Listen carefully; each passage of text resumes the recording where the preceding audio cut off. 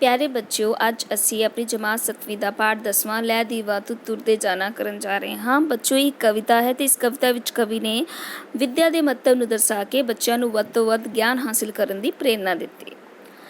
आओ इस कविता नूं पढ़ीए ते इस कविता विच आए महत्व नूं जाणीए। एक पगडंडी चानन वाली, एक पगडंडी नेरे वाली, चानन दी पगडंडी उत्ते सुन बीबा तू पैर विधाना, नेरे दी पगडंडी उत्ते सुन बीबा चानन फैलाना, लै दीवा तू तुरदे जाना।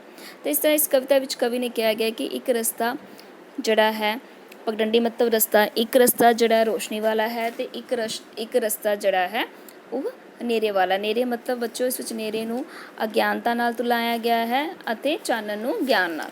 तां इस तरह सानूं चानन दे रस्ते ते पैर वधाना चाहिदा है अते जेकर नेरे दा रस्ता है, अज्ञान दा रस्ता तो उस विच सानूं ज्ञान दा प्रकाश फैलाना चाहिदा है।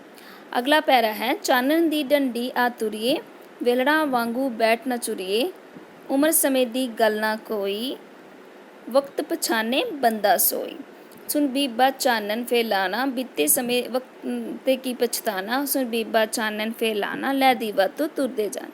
इस तरह इस पैरे विच कवि ने कहा है कि सानू रोशनी के रस्ते ते यानी कि ज्ञान के रस्ते ते पैर वधाना चाहिए है। सानू वेले बैठ के बाद विच पछताना नहीं चाहिए क्योंकि विद्या दे विच ना तो उम्र की गल हुंदी है, ना ही समय की गल हुंदी है, ना अते विद्या करन समय ना उम्र अते ना ही समा वेख्या जांदा है।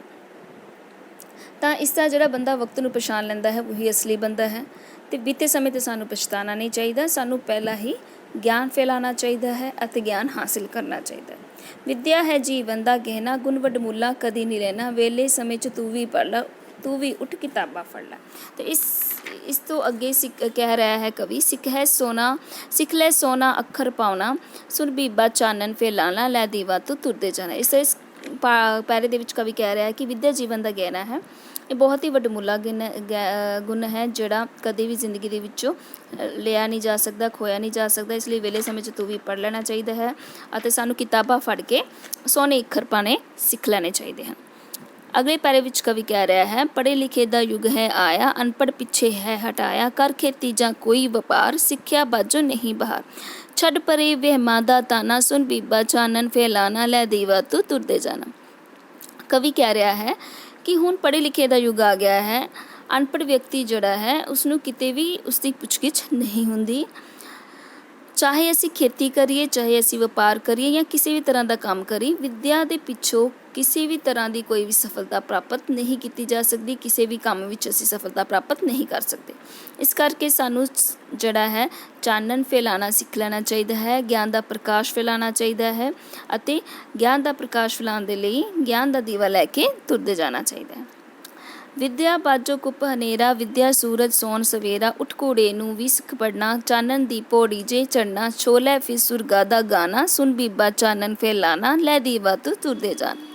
इस तो बाद विच कवि कह रहा है कि विद्या दे पिछों जिंदगी दे विच कुप हनेरा छा जाता है। कुप मतलब बच्चों बहुत गूढ़ा हनेरा।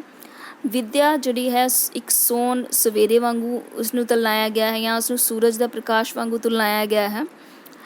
इसलिए सानू समय सिर उठ के पढ़ लेना चाहिए है अते चानन दी पौड़ी जेकर असी चढ़ना चाहते हैं तो असी रोशनी के रस्ते ते जेकर असी चलना चाहते हैं तो सानू विद्या नू हासिल कर लेना चाहिए है। इसलिए सानू चानन फैलाना सीख लेना चाहिए है अते वध तो वध जिहड़ी विद्या है प्राप्त करनी चाहिए है। बच्चों, ये कविता मनमोहन सिंह दाऊ ने लिखी है। मैनू आस है यह कविता तुहानू पसंद आई होवेगी। बच्चों, इस कविता नाल संबंधित प्रश्न उत्तर तुसीं अपनी कापियां ते करने हैं। धन्यवाद।